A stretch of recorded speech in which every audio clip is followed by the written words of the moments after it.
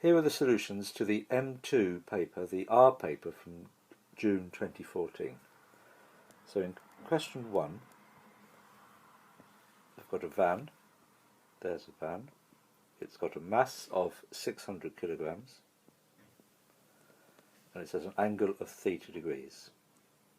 We know that sine theta is 1 over 16. The resistance to motion is R. It's obviously a normal reaction here, and it's moving up the slope, so there's attractive force there. We can resolve the weight into the slope and down the slope.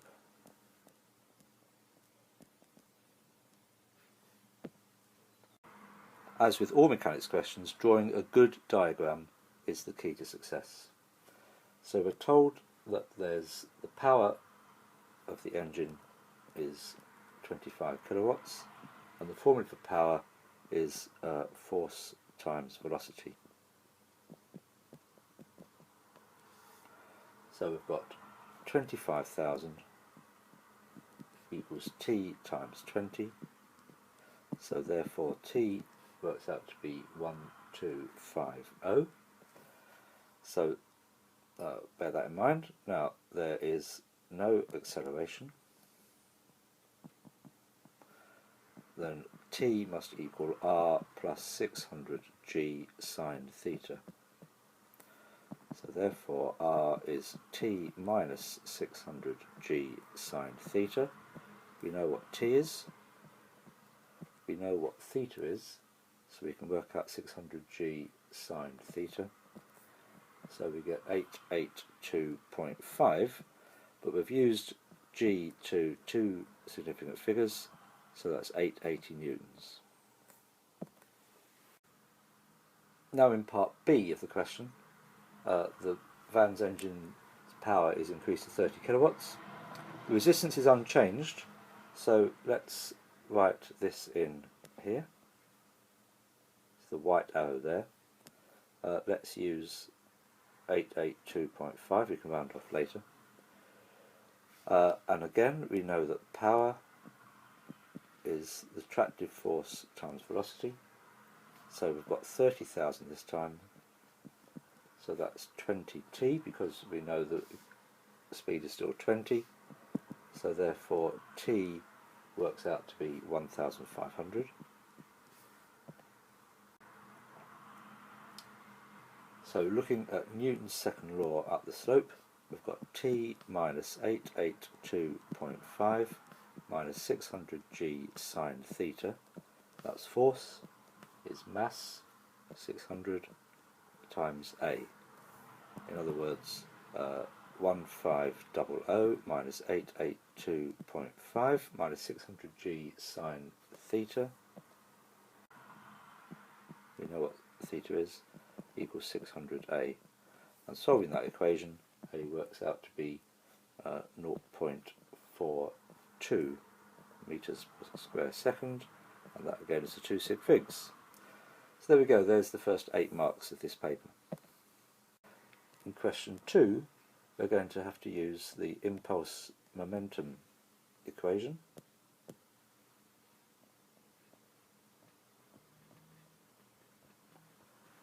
We're told the impulse is minus 5.3. We're told the mass is 0.4. We're told V is 1215, and we don't know what U is. So looking at the I components, we get minus 5 is 12 times 0.4 minus 0.4a, and solving that equation, A works out to be 49 over 2. Looking at the J components, 3 is 0.4 times 15 minus 0.4b, so B works out to be 15 over 2. We're not asked for the velocity, we're asked for the speed. So the speed is the square root of 49 over 2 squared plus 15 over 2 squared. and that works out to be 25.6 to 3 sig figs. That was part A. In part B, let's look at the initial velocity. So it's 49 over 2 and 15 over 2. So let's draw a little diagram to show that.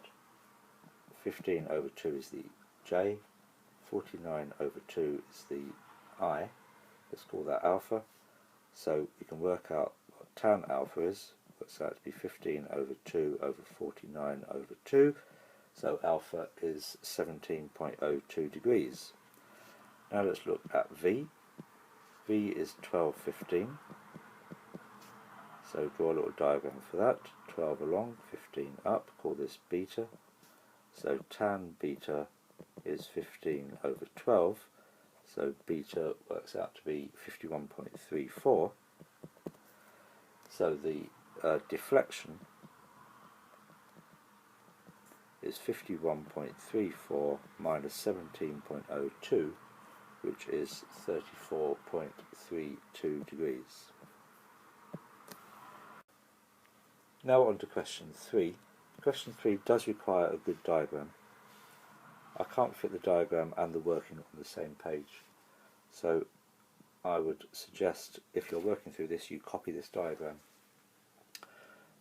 We've got a weight, and we don't know where the centre of mass is. So if this point is 0, let's call that point X. That is A, that's B, and B is at 2L. And we've labelled this point G. Now the rod is obviously slipping down, it's on the pointer slipping down, so the frictional force must act in this direction and must act upwards. So let's call the frictional force at A, let's call that FA, and let's call the normal reaction here RA, and then at B, let's call the frictional force FB, and the normal reaction RB. So now let's think about resolving this force here. So it's mg cos 60 and mg sin 60. And at some point we're going to need to resolve these forces as well. So this works out to be FB cos 60, beg your pardon, and this works out to be RB sin 60. That's because that angle here is 60, so this angle here is 60. So RB, that is cos 60 in this direction,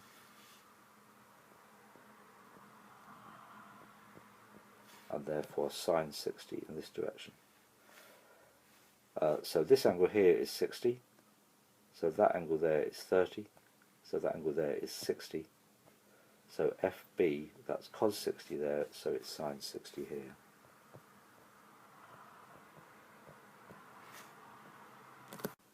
And finally, let's resolve these. So FA, this works out to be FA sin 60, FA cos 60. That's also RA sin 60. And in this direction it's RA cos 60. This angle is 60, so this angle is 30, so that angle is 60, so RA cos 60 there, sin 60 there. So I'm going to do the working on the next slide, so I suggest you make a copy of this, a large copy of this diagram, which you can refer to when looking at the working out. So we've got two equations for friction. That's F1 is a quarter R1, call that equation 1, and F2 is 2/3 R2. The coefficients of friction are different with the wall and the floor. Let's resolve vertically. Just take the forces vertically. We've got mg is R1 plus F2, call that equation 3. Let's resolve horizontally. F1 equals R2, call that equation 4. It's worth bearing in mind the mark scheme. The mark scheme is 1 mark for both of those, 1 mark for that equation, and 1 mark for that equation. Now we need to solve these equations. Let's put equations 4 and 1 together. Equations 4 and 1 together mean that R2 is a quarter of R1. Let's call that equation 5. We've used 4, we've used 1. Now let's put equations 2 and 5 together. Because we put equations 2 and 5 together, we can eliminate R2. So we get 3f2 over 2 is 1 quarter R1. In case you're not clear, there's R2 times by 3 divided by 2, so R2 is 3f2 over 2, so R2 is 3f2 over 2.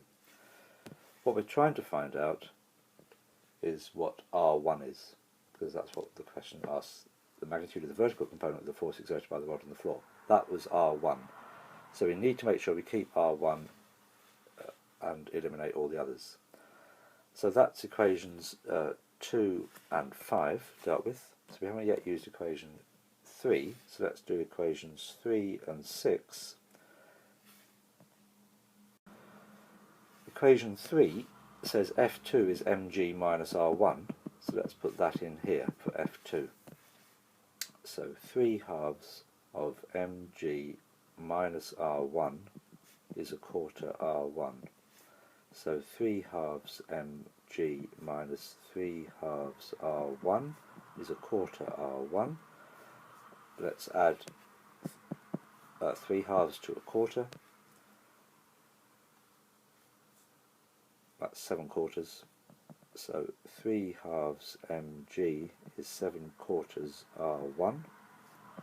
So therefore R1 is 3 halves mg times 4 sevenths, which is 12 fourteenths, which is 6 sevenths, so 6 mg over 7. And they're the remaining 2 marks. It's M1 for the method here and A1 for the accuracy of the answer. For part B, I'm still going to need that diagram that I did on the previous slide, but I need a new slide. I've run out of room here. So what I haven't done yet is take moments. Let's take moments about A. It's just the forces that are at right angles to the rod. So mg cos 60x, that's clockwise. That must equal the other 2 anti-clockwise moments. So it's the force R2 sine 60 times the distance, 2L, and it's F2 cos 60 times 2L. There is a method of solving this by taking moments about B, but personally I think that's a little bit more complicated. If we go through part A, I can work out what R1 is. No, I know what R1 is. It's 6 mg over 7.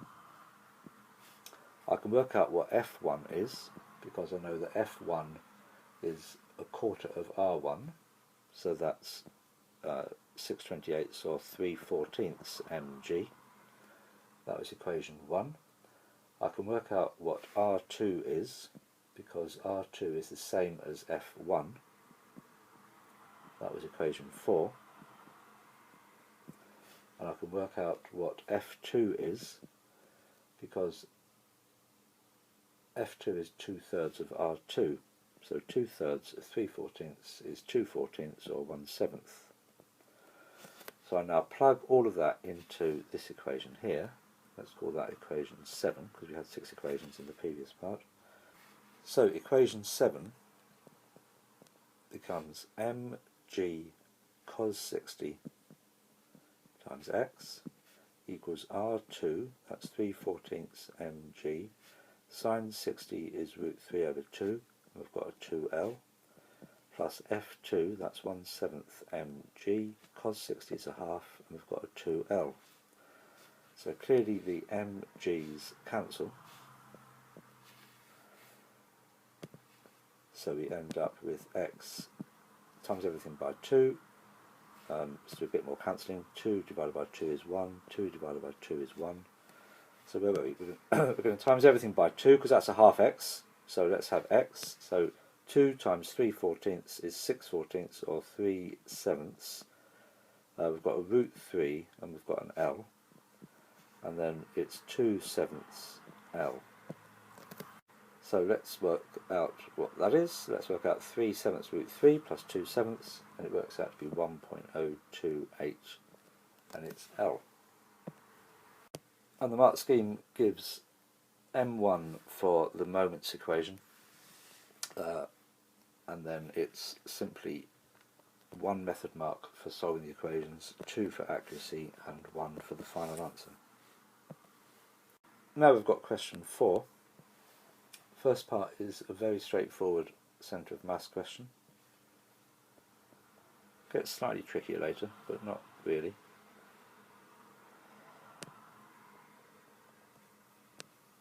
So we've got our shape that looks a bit like this. So let's think about the areas, because the area is proportional to mass, and let's think about the distance of the centre of mass from AB. The area of the triangle is half the base times the height. The base is 12. We're told that's 12, and that's 8. 12 times 8 is 96, so half of 96 is 48. Area of a square that measures 4 is 16, and the shape is, the composite lamina is this one minus that one, so that is obviously 32. Now the distance of the centre of mass of a triangle is 2/3 of the way down the median, 2/3 going this way or 1/3 going that way. So as we're looking at the centre, the distance of the centre of mass from AB, it's 1/3 that way. The formula, in the formula book, it says it's 2/3 going this way, so obviously it's 1/3 that way. So that's 8/3. Centre of mass of the square is obviously at 2. Let's call that x bar. So now let's take moments. 48 times 8/3 minus 16 times 2 is 32 x bar. So x bar works out to be exactly 3. Now in part B, we've got to find the distance of O from DC. Drawn the diagram here showing the centre of mass G, and we know that this angle here is 25 degrees. And we've just worked out that the distance of G from AB is 3. So in that blue triangle there, I can use trigonometry to work out the length from A to this point here, which I'm going to call H. So tan 25 is 3 over AH. So AH is 3 over tan 25, that's 6.4335. So now I need to go back to the diagram that looks like this. That's meant to be an isosceles triangle, it's not very good, is it? Oh, I didn't mean that, I meant this. So we know the areas are 48, 16 and 32. And we're going to find the distance of the centre of mass from DC. Now the triangle is isosceles, so if we're thinking about the distance of the centre of mass of the triangle, just the triangle from DC, is clearly 0. The distance of the centre of mass of the square from DC, that's what we're trying to find out. Let's call this R. And the distance of the centre of mass of the composite shape from DC, well, we've worked out that the length AH is 6.435, and as it's an isosceles triangle, the whole length is 12, so half of it is 6, so the length DH, that's the distance of the centre of mass of the whole lamina from DC. So it's 6.4335 minus 6, which is obviously 0.4335. So if we take moments again, we get 16R is 32 times 0.4335, so R works out to be 0.867. And that's the 3 sig figs.